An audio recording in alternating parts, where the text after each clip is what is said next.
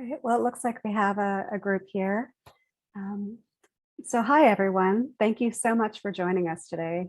We're so excited to have Kaitlin Soule join us for today's discussion about confidence for women leaders. Kaitlin Soule is a licensed marriage and family therapist, anxiety and women's mental health expert, writer, media contributor, and mom to 3 under the age of 7. Oh boy. Her mission is to empower today's women to say yes to themselves in a world that so often tells them no, or that tells them to say no, so they can live aligned with their values instead of guilt and fear. Even as a therapist, like many moms, Kaitlin found herself prioritizing everyone else's needs before her own. I think we can all relate to that. Until an eye-opening experience gave her the epiphany that in order to evolve into the mother and person she was meant to be, she needed to stop abandoning herself. Kaitlin wrote A Little Less of a Hot Mess, The Modern Mom's Guide to Growth and Evolution, which comes out on March 15th and is available for pre-order on Amazon now, to invite women to care for their mental health with a practical framework called Imperfect Growth and Evolution. Kaitlin hosts a podcast called A Little Less of a Hot Mess, Off the Couch Conversations with a Therapist. She runs a private therapy practice in California and acts as a mental health expert consultant for various startups and agencies. Kaitlin, welcome and thanks again for joining us. If anyone has any questions they'd like to ask, we'll have time at the end and you can put them in the comments if you prefer that, and we'll address them when Kaitlin is done talking. So Kaitlin, I'll turn it over to you. Thanks. That's a mouthful, but really underlining all of my work is this desire to help women, whether they're moms or not, it doesn't matter, just women in general, say yes to themselves and to say yes to this term that I've developed called imperfect growth and evolution. It's a term, but it's really a process. And so I want to talk about that today and how using that process can help us grow our confidence and grow our kind of willingness to get out of our comfort zone and say yes to ourselves. So I always like to start with the story. And I want to start with a story way back when I was in college, too many years ago, about how I had allowed my own limiting beliefs get in the way of my confidence. And then I'm going to talk about kind of how I move forward from there and give you guys some stuff to work on for yourself. So before I get started with that, if you have a pen and paper nearby, that would be great, because I'm going to give you an opportunity to write a couple things down. But first, let's dive in to my kind of embarrassing story. So when I was a kid, I knew I always wanted to be right? That I always wanted to be a writer or a storyteller of some kind. I first wanted to be a screenwriter, and then I was like, well, maybe I'll be a songwriter. And then it was getting closer to college, and I was like, well, let's be a journalist. That seems like kind of like the proper thing to do, right? That seems like maybe I can make a career out of that. And so I went off to college and went to the University of Colorado and was in their pre-journalism program. And I had been writing for years, in high school and just, for fun, but had gotten some pretty good feedback on my writing, or at least what I thought. And so when I went into college and I had my first big journalism class, it was actually right after 9/11. It was a few weeks later. And I was really driven to write about what the experience of the first responders might have been for 9/11, because my father is a firefighter in San Francisco. So I wrote what I thought was a very heartfelt essay on, the bravery of firefighters and first responders, and was really proud of what I wrote. And basically when I got it back, there was nothing but like red marks all over it, and, just criticism, and essentially like, well, this piece isn't that good. And I remember deciding after that I just wasn't good enough. I wasn't cut out for this. I was going to have to take a different route. And I don't think it was like a actual conversation or decision that I came to, like, outwardly, but it was something that happened inwardly. And so I decided to stop going for journalism. I know it's embarrassing because it's like one negative feedback, right? Like one piece of negative feedback, but from a pretty prominent person in my life at the time, really caused me to spiral. And that is so often what we do. And I think, obviously I've moved beyond that since then. But what happened in that moment is what happens to so many of us. It wasn't really about that one comment or that one experience. It was about all the other things that I had told myself over time about not being good enough, or really maybe not, maybe that imposter syndrome that comes up. And that finally, that one comment or that one experience was sort of like the straw that broke the camel's back. And I was like, see, that's true. I'm not enough. And so from there, I really shifted course. I ended up, working in TV, going a different path, and then eventually becoming a therapist. But I think it took me a really long time, and this is still a process that I'm in, of figuring out how to rewrite those old beliefs that have kept me stuck. And now my work as a therapist and as a writer and in the book is really how to help other women do the same. So I think that, so often, we think about personal growth and self-development as this kind of this huge thing, right? There's so many different options. There's so many different ways we can go about it. And what I really want to do for people is help them break it down into these three, not simple steps, because they're not simple to do, but like this framework that's practical, and at least a framework that we can understand. So the process of imperfect growth and evolution is really defined by what I call the 3 R's, which is rewrite, which we're going to talk about mostly today, restore, and reclaim. So, I want to give you guys a minute now that you've heard my story. I want you to think about maybe something that you've told yourself or that you've been told. We form limiting beliefs or stuck beliefs, old stories, whatever we want to call them. We form them either because of things that we've been told about ourselves throughout time, things that other people have told us about ourselves, or things that we've learned through, hard, difficult, challenging experiences. So I want you to take a minute to think about maybe some belief, some old narrative that you hold. Maybe it's around your confidence or your worth that is no longer serving you. And I want you to just kind of think about it for a minute and write it down, or maybe just hold it in your head, whatever works best for you. And we're going to come back to it, but let's take a minute to do that now.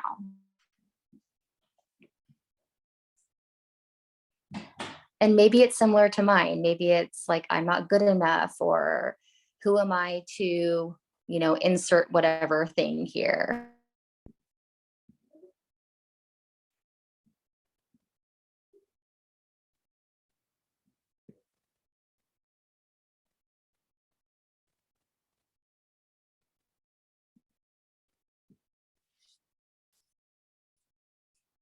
Okay. And, sometimes this takes longer than a minute. Usually it does. And so just, at the end of this, I am going to be sending out like a little worksheet, mini workbook that you guys can kind of take this further. But at least have something in your mind here.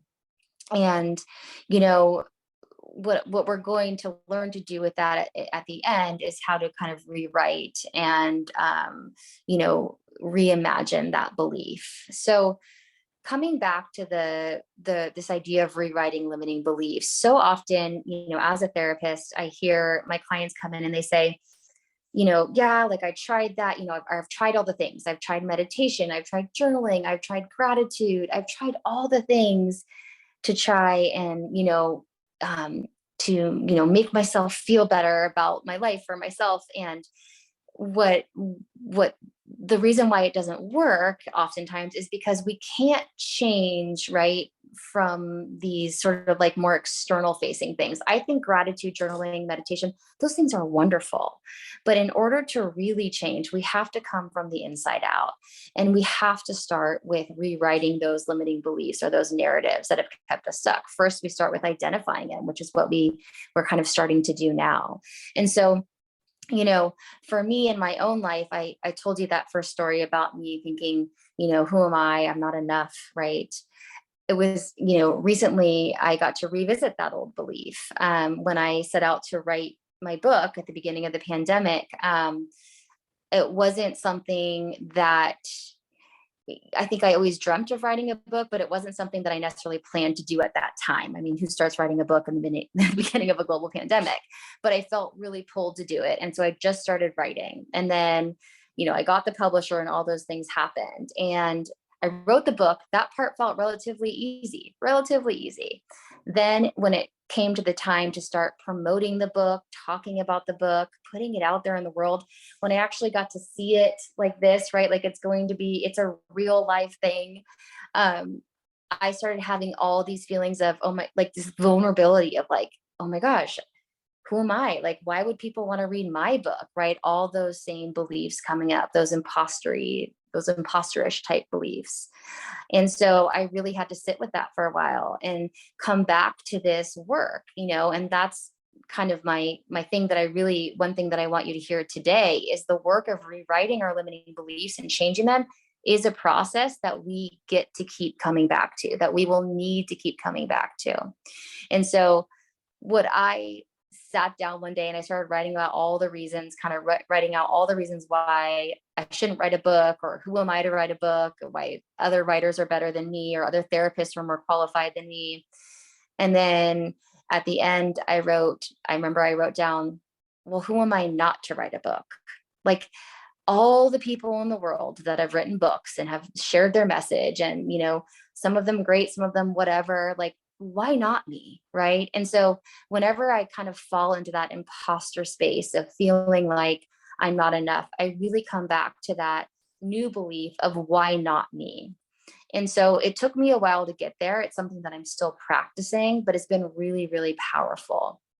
So for you in your role, as a leader and coming into leadership, I know that you're going to be faced or already are faced with a lot of those similar limiting beliefs or those stuck beliefs around your capability or who are you to whatever. And what, I would love women, again, I'm doing the same work to continue working on is challenging that by asking ourselves this simple question. And this is what we're going to kind of do together here now is this belief I'm telling myself? So kind of going back to one of those limiting beliefs that you hold and saying, is this belief that I'm telling myself true?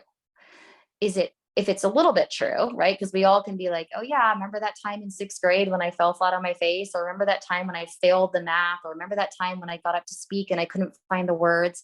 We can all find evidence for why it might be true. But what we want to say, is it fully true? Is it always true that I'm whatever, right? That I'm not good enough, or that I fail? Is it always true that I'm not good in social situations? And if it's not always true, what else is true? So the first question is this true? Is it always true? The second question would be, what else is true? So I want you to think about that for a minute. Going back to that limiting belief, go ahead and write down the answer to this question. Is that belief fully true? And if it's not, what else is true?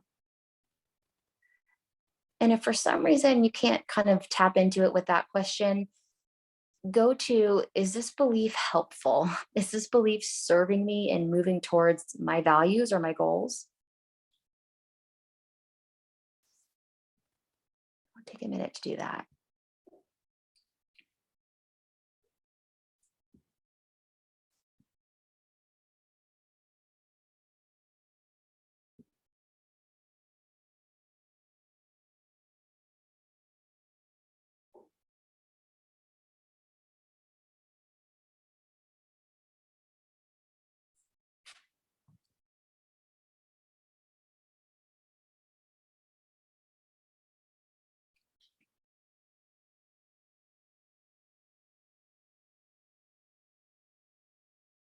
Okay. Again, this might not be enough to fully do this, but it's something you can absolutely come back to. And so, this is just one example of how you can start to like move the needle a little bit on these beliefs around your worth or your confidence. The second step in the process that I lay out of rewrite, restore, reclaim, restore, right? The second R, I should say, is restore. Restoring is about using your values, the new beliefs, right? The transformed beliefs, that's the foundation from which we're going to stand on. And that foundation allows us then to restore kind of this more authentic, powerful sense of self. And that too is a process, right? That is, doing things like setting the boundaries that need to be set in your own personal life, in relationships, in your work life, in order to be able to fully live from those beliefs. There's so much to be said about that we can't fully say here in this, we won't have enough time to talk about in this moment. But how do you live in line with your values? Well, you start with standing on that foundation of those more true, accurate beliefs. And that's that restoring process, really restoring that most powerful sense of self. And then the third R is reclaim, which is reclaiming your most, I kind of say values-based or your most powerful way forward. I want to just kind of wrap up with walking you through a quick exercise for the restore and the reclaim part, because we've done the rewrite part. For the restore part, I want you to ponder this question. What would it be like? What would it look like? Sorry, what would it look like if I actually lived from that new belief, from that transformed belief? What might that look like today? Or what might that look like in a year from now? You can kind of answer it both ways or either way. So, for example, my limiting belief was, who am I to write a book? Transformed to, who am I not to write a book? That has allowed me each day through this process of launching my book to send emails to people that, my old self would be like, oh, that person's not going to respond. They're going to hate me. They're going to reject me. They're going to think my idea is stupid. It's allowed me to make phone calls, to connect with people and really take risks that I wouldn't have taken before. So for you, what would that look like if you were to act from that new, more powerful belief? And take a minute to jot that down.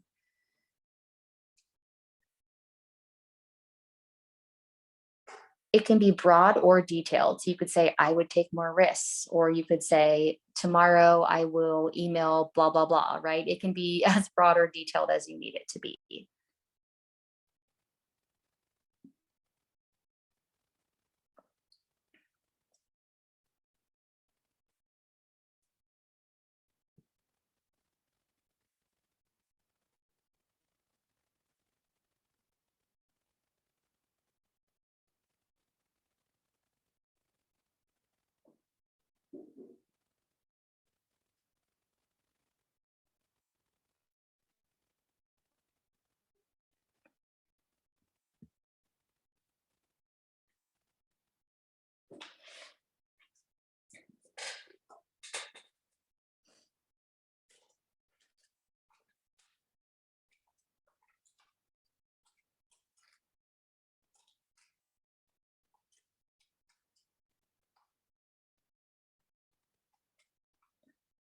Okay. So from here, once we kind of envisioned what it would look like if we were to be proactive and live from that belief, even when it feels like it's not true, I think that's the key, right? It's not fake it till you make it. I don't like that saying, but it's live as if though, right? Because we tend to have, we have these sort of, we have not multiple parts of ourselves, but we have different voices, right? And we have, kind of that old story, that sort of, I call it like the negative whispers, or the bully beliefs, whatever it is. We have those old voices that come up, but we also know that we have those more powerful, those more brave, those more willing voices. And so sometimes the work of growth is just letting that powerful voice be just as loud, and maybe a little bit louder, as that bully voice or that self-critical voice. And, because of the negativity bias, because of human nature, we tend to let that self-critical voice get really, really loud. And so the process is letting this other voice rise up to meet it and become a little bit louder. So I've hoped that, through this conversation, I've given you some things to think about the process of rewriting, the beliefs that keep you stuck, or rewriting the things that kind of keep you from feeling like your most powerful, confident self in your role as a leader. And then, how to reclaim your way forward by living as though, right? Living as though that other voice could be just as loud. Eventually it starts to click. Eventually it starts to become true. It takes practice, and these days, especially, a lot of grace, because the world is just, it's uncertain right now. And so I think just knowing that, knowing what I know about women who step into leadership roles, we tend to be perfectionistic in some ways, right? We tend to be go-getters and achievers. And so it can be really hard for us when we learn these new skills and we end up feeling like, well, I didn't get it right. I suck at this. Like, I'm not good at this. This isn't going to work. And what I want to remind you of, and what I have to remind myself of all the time, is that it is a practice. It's a process, and that you get to keep coming back to the drawing board. Okay. So Michelle, anyone else, you feel free to ask any questions you might have. I'm happy to fill in any gaps. Like I said, I will follow up with a handout, or sorry, like a little workbook that you guys can work on to kind of really do the process of transforming your limiting beliefs in a deeper way. So if you have any questions or thoughts or comments, feedback, feel free to throw it out there.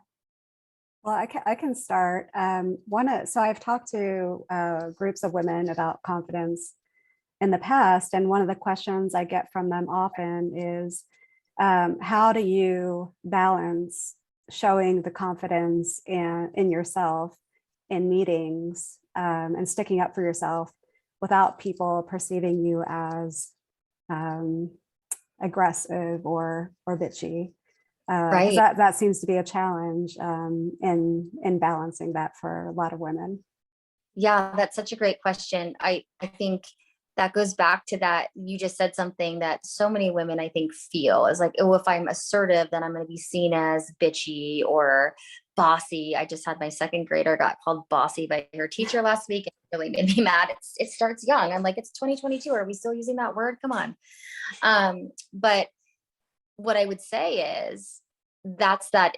So we know there's a lot of work that needs to be done in the world around why this belief exists, right? But within ourselves, we can still do the work of challenging that belief, because we hold the belief then that if I speak up, I'm bitchy, or if I speak up, I'm being bossy. And so I would say to go and do that work of saying, well, is that really true? Like, if a man were doing this, or if somebody else were doing this, would I think they were bossy or bitchy? So I really think it starts with questioning and challenging our own self-talk and our own beliefs, and especially in that case. And then giving ourselves permission to act as though, right? To act as though we're, even if we're not fully like confident in living into that belief, that we're going to act as though that is for sure our belief. So we're going to speak up anyways. In acceptance and commitment therapy, we call that values-based action, right? So taking values-based action is really important here. Yeah. Yeah, I agree. And I like what you said about imposter syndrome. I mean, it really doesn't matter where you at or where you're at in life, and you can still feel it, and you never really get over that. I mean, I talk to people about, Michelle Obama has talked about, I mean, even today she feels imposter syndrome. And if somebody Yeah, like that is feeling that way, then, it's okay. You just have to recognize it and move past it.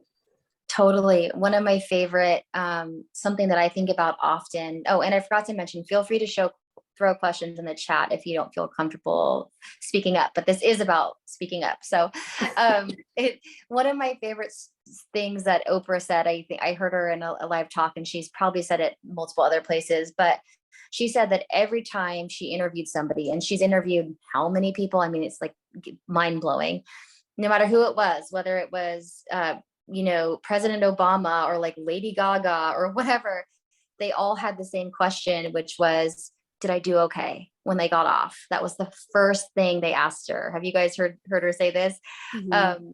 And she said that's what really made her understand that we all just want to be seen. We all just want to, at the end of the day, feel like we're enough and that we're doing a good job. And so, yeah, I think that's even a helpful thing when you rub up against imposter syndrome, is to say, I'm not the only one who deals with this. This is a universal thing. I do think that we as women tend to experience it more for multiple reasons. But yeah, it is a universal thing. If Oprah is feeling it sometimes, hey. Yeah. Yeah.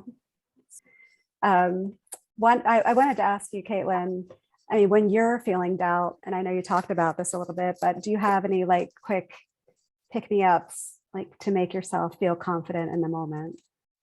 Yeah, I mean, I love the suggestion of, so like it depends on like how much time I have. So I kind of do I don't know who said the like 1, 2, 3, go thing. I think it was Mel Robinson or something like that. But I really like that, like kind of just like, all right, do it, right? Like just don't overthink it, just do it. I think if that's like, I only have a minute to do something, right?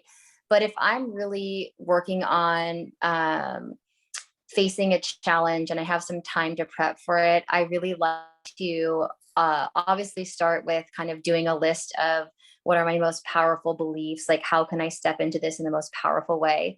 But I love the idea of making a pump up playlist. I think that that's something that we underestimate the power of music a lot. And there's a couple songs that I love for this. I know it sounds silly, but Pink song, I think it's I Am Here. Oh my gosh, that song gets me every time. It like makes me feel like, yes, like, and it's all about that imperfect, like I'm imperfectly here, but I'm here. And then there was one other song that I listened to quite a lot. That's from The Greatest Showman. I think it's, do you guys know what I'm talking about? Oh, why am I blanking on Is the it name? this is me, or this Yes, is This me? Is Me. Yeah. I mean, I feel like you can move mountains listening to that song. So I think getting a little good pump up playlist is always just kind of a fun way to step into it too. But also another thing you can do, look at stories of people who have overcome adversity, looking at stories of people who have started out without so many of the things that we think you need to be successful, and who have gone kind of against the tide and become really successful. So I think we have to in order to shift out of our own limiting beliefs and that negativity bias, we have to actually turn our attention to the other things that are also true. And we can do that in a lot of different ways. Yeah, I'm so glad that you brought that up, because Bosstrack, we have a Spotify playlist for women boss up type music, and we're Oh working my on a volume God. 2. We're working on volume 2, so I'm collecting music, and I will definitely look at that Pink song. I don't know that I'm familiar with that. Yeah, it's really good. It has that kind of This Is Me vibe. It's really powerful and good. Yeah. I'll have to check out your Spotify list for sure. Yeah, definitely. A lot of music that makes me feel good, at least. Yes. Yeah. We need like the how to cry, like the cry one, like, okay, when you need a good cry, when you need a good pick me up. Yeah, exactly. Let's see, we have a few more minutes. If you don't mind, I'd like to ask you, so we talked about imposter syndrome. Yeah. Well, when you're brand new and you don't know, so you're new into a manager role, and Hmm. you don't really know the people that you're addressing, and you don't have that relationship with them. How do you speak up with confidence, and how do you build yourself up to be credible? I know that's a lot, but if there's any like Yeah. tips to get started. Yeah. I mean, instinctively, what I want to say is that, and I know I come at it from a little bit of a different place because I work for myself, right? I've been in a lot of more like I definitely have worked for people before, worked for some pretty big personalities before. But as far as being a leader goes, I've kind of just been in my own leadership roles. And what I find that people respond to the most these days is just being a real human, right? So like, I think we come into these roles, I hate to keep saying this like a broken, especially as women, thinking that for good reason, we think that we have to be all buttoned up, we have to be perfect, we have to look and present a certain way because we've been told that, that's what has to happen for us to be good enough, right? For us to have gotten this role. And so that we forget to sometimes show up also as a human. And I think that, the more we can just to be being confident doesn't mean that we have to hide our humanity. I think it's quite the opposite. I think we get to show both, all the parts of ourselves. So, I think when you're showing up into a new role, not that you have to divulge your whole life story, right? Or like be like you're in a therapy session, but I think just to be your whole self in that room, to not hide parts of you, to not come in trying to be in my professional role, to make sure that you're also showing the parts of you that are human.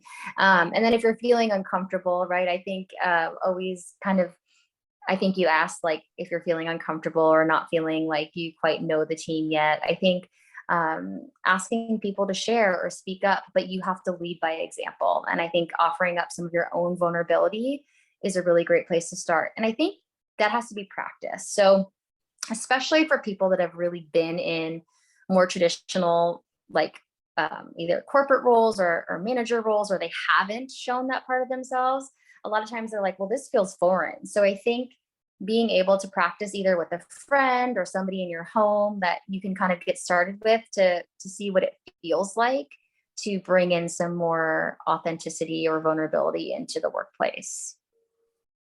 I love that. I love the vulnerability piece, because it's hard to have that mentality when you're going in and into that role and you're unsure to begin with. I think that's perfect. Yeah. But I think the pandemic, I will say, from what I've read and what I understand about work culture and life, like I think people are really rethinking what it looks like to be a good leader these days. And I don't know how you can be a good leader without just acknowledging the humanity and the fact that we're all struggling so much in different ways right now, and that life can be really heavy and hard. Mm-hmm. Yeah. Yeah, I think a lot of people look at the people around them and think they have it all together, and we don't. Where it's not true at all. No, Yeah. I think we're all a little bit of a hot mess. Even people who are like, don't look like it on the outside, might be holding it all in on the inside. And so I think that's a really important thing to know as well. Mm-hmm. So the other question that I have, and I got this from one of the women in one of my courses, was, how do you keep from because, you are an individual, you should focus on what you're doing, and not measure yourself against other people. But when, her company does merit reviews, I mean, of course, like that's how they do it. They compare each individual to the other individuals. So it's an environment where they're continuously looking at how they're performing against everybody else. So they are, she was looking at herself as, versus everybody else, like measuring herself against everybody else. How do you get out of that type of, how do you move past that? Yeah. I mean, I think it's this process of holding two things at once, right? So I think, of course, holding the truth that she is, or that we are going to be, compared and kind of held up against other people to see how we're doing. There's some sort of measure of performance or success. That's just the reality. But the other truth is that if we get so lost and stuck in that we end up like getting burnt out and feeling going through that like kind of cycle of not feeling like not enough. And so the other truth is we have to, at the end of the day, kind of come up with our own standards of what we're measuring ourselves up against, right? And I think that a lot of times we miss that step. We're like, we forget the 20 amazing things we've done this year and think about the one thing that didn't go right, or that maybe we're not as far as person. So I think to hold the truth that yes, you are going to be compared or there's going to be some sort of measurement of success, but also the truth that you get to decide what success looks like for you, and to make sure that you're like keeping track of that. How far have I come? What have I done really well? Again, so much of this is shifting out of that critical, negative, that critical kind of negative bias to seeing what else is true. So that takes a retraining and it takes practice. Yeah. So holding both those things at the same time, it is really hard, but I think that is the only way to not get lost in the sort of ickiness or the feeling that you're always kind of competing against somebody else all the time. Mm-hmm. Yeah, just looking forward to a company is moving out of that type of environment, but I don't see larger companies moving on that anytime soon. Yeah. So. Absolutely. Because everything, I don't have stats on hand right now, but there's so much to say that isn't helpful for people.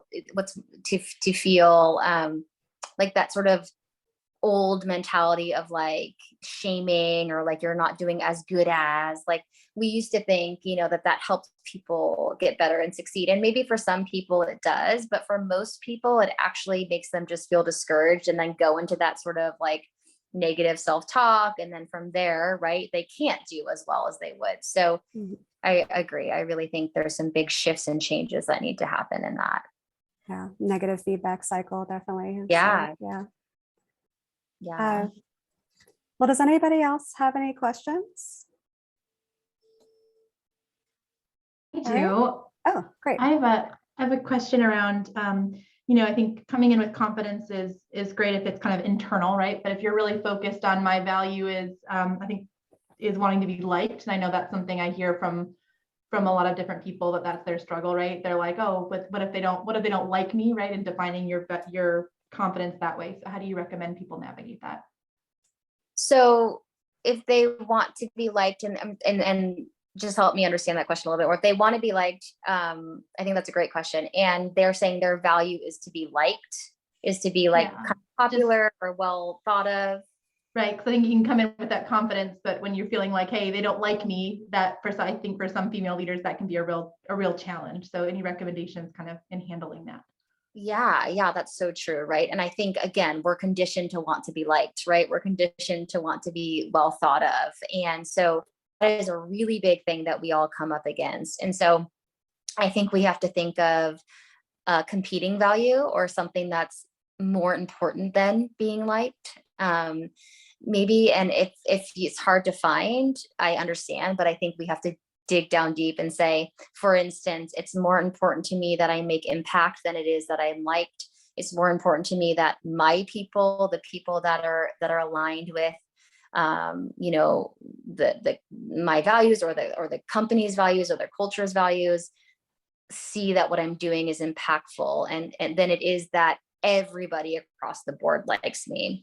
So I think shifting from I need this like wide range approval to I actually just need approval from the people that are kind of like my people, that are in line, not approval, but the people that are going to truly, I kind of call it like you have your own personal advisory board, right? Your people that kind of hold up a mirror and show you who you really are.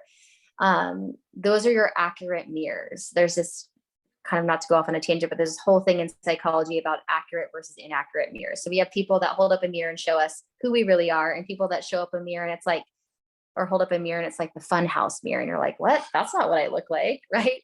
And so we want to turn away from the fun house mirrors and go towards the people that are accurate mirrors. And when we do that, we can recognize that not everybody is actually going to like us or agree with us. But still, the other values that we hold are more important than just being liked by everybody. Right.